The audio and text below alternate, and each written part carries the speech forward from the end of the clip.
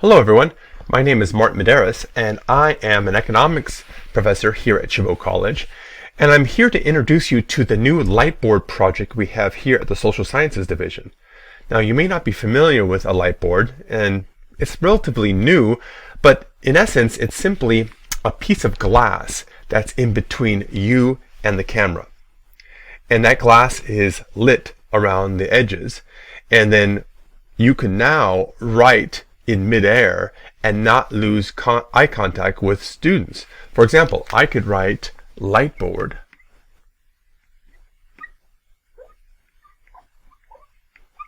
and you can see with these neon dry erase pens there's a great punch of light with these letters, and as I'm writing I'm looking straight at the students, unlike a whiteboard where we used to turn our backs, write, and lose eye contact with our students.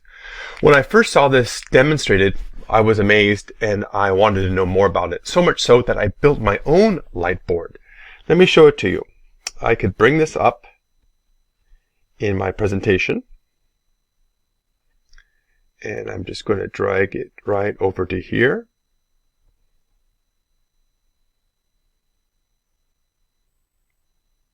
There it is. And this is my Lightboard that I created. You could see here I've got these pieces of wood that I had in my garage. I bought a piece of plexiglass. I put LED lights all around the edges, and this is what it looks like when it's lit up. And basically I demonstrated this to our Dean Nakamoto, about a year ago. And he saw the value in this technology just as I did when I first saw it. And Dean Nakamoto was able to procure funds for us to equip 2 offices with Lightboard equipment. And we were about to go ahead and build these from scratch with lights and cameras and that sort of thing when Christy Davis came to us and told us about a professionally built Lightboard that she saw demonstrated in San Diego. And this was from a company called eGlass. And that is exactly what I'm using right now, an eGlass Lightboard. Let me show you what it looks like.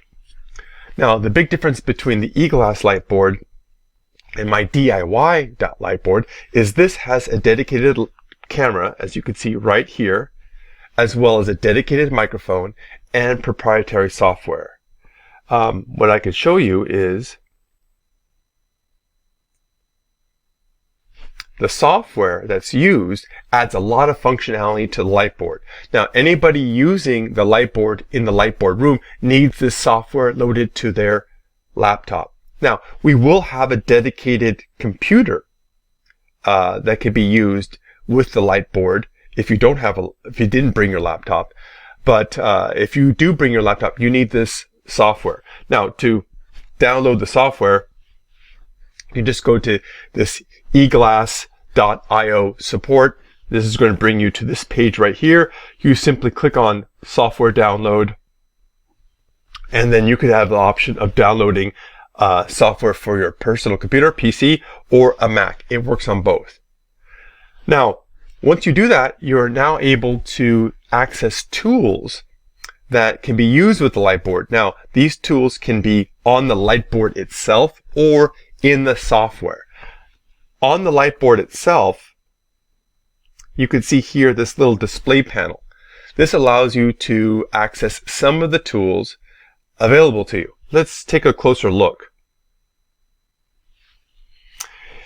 You see on the control panel we have these 2 knobs. One knob here adjusts the lighting. So I could lower the lighting, I could increase it. I even have an auxiliary light for the instructor that could really make it bright, but you could adjust it to suit your needs.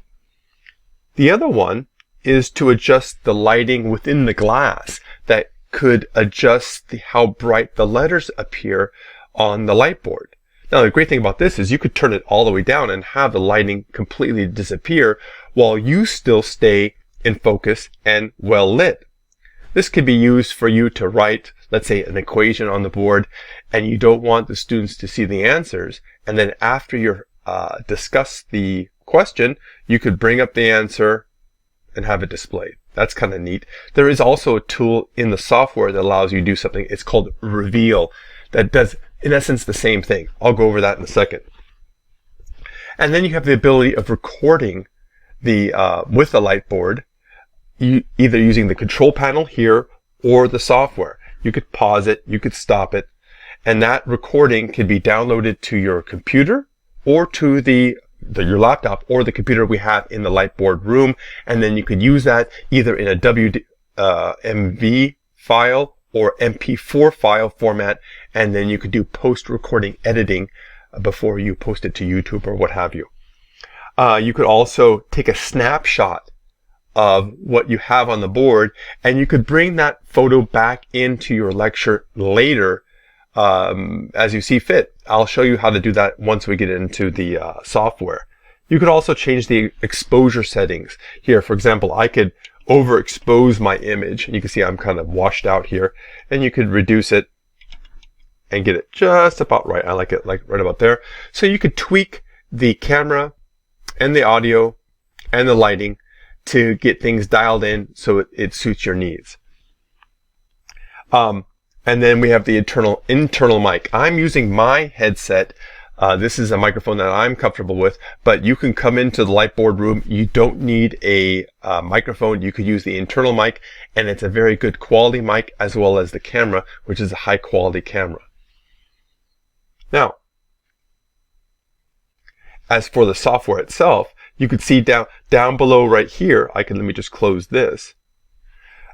When you start the eFusion software, you've got these tools to work with that really enhance the capabilities of the eGlass. So for example, side-by-side mode. When you take a photograph, you could bring that photograph into the eGlass. On this case, for example, I could close this. I could take a snapshot right here, click on this little button right here, snapshot, and then I can go side by side, and that snapshot could be brought in, and you could refer to it later on in your lecture. That's a really nice feature there. The viewer, you could actually bring in a browser. For example, I could bring a browser. This is a nice little GIF I created, posted it online of the eGlass spinning. You could bring up a YouTube video here. You could bring up a web page, anything, and you could place it anywhere on the screen. Let me close that. You could also bring in graphics and videos from your laptop, and you could put it on the screen as you're talking. The snapshot, we've already covered that. The recording functions, we covered that. And you have viewing options. You could rotate the screen as you see fit. You could also mirror the image.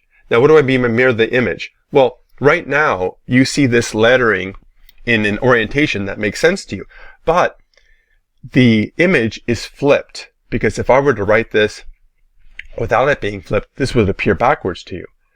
But what if you wanted to bring something into focus that has lettering on it, like this spray bottle?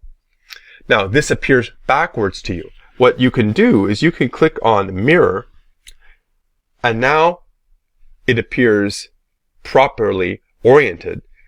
And now the writing, of course, is now backwards. So after you show it to students, you could take it off camera, click on the mirror again, and everything is orientated in a way that makes sense. The reveal function, that I have a video on this that does something similar to what I'm doing here, where you can make things kind of disappear, and then you can make them appear. Full screen just eliminates the menu options, so you see more of the screen. And then picture-in-picture, you could bring in a second camera. Here I have my laptop camera, and this could be a document camera, and you could have a document on the desktop of the desk in the Lightboard office, and that could be seen, and you could remain seen on camera as well as that document. Now, there are more tools. Let me just close this. We have the annotate tool, which this is you could draw without using the dry erase pen. I can now draw this and I could erase the writing of the dry erase pen, but this remains. But I could erase it electronically like this. So you could, this is a great way to, there's a way to combine the annotation and the dry erase pens in a way that actually complements each other. And I have a video on that. Let me just stop that. And there's a way for you to bring in graphics. For example, I have these transparent graphics I could drag over to here. And this graphic is transparent. As you can see, the background is transparent, and you can now use the dry erase pen, and you could, let's say, focus on the year 2021, and you could say, well, this is the part of the indicator that showed an increase, things like that. It's a really nice feature that you could bring in as you see fit that I couldn't do with my DIY version of the whiteboard. And it's easy to get rid of. That's a way, and I can get rid of this, and I can get rid of this. So what we're going to have is a lot of videos that show each individual tool of the Lightboard. So instructors have the capability of researching a particular tool that they want to use and have that information at their fingertips. We're also going to have one-on-one training that's going to be scheduled throughout the term. So instructors have a way to ask questions, try it out, and get real-time feedback in how to use this. The goal here is to make the remote learning experience more rich and impactful for the student, and allow the instructor to have a tool that is going to be similar to something that was in the classroom, the whiteboard, but now we can bring it into the virtual world, the Lightboard. So I'm really excited about this. I look forward to interacting with you in the trainings, and your input is going to be essential in terms of making this a more impactful tool. So that's all for now. More to come.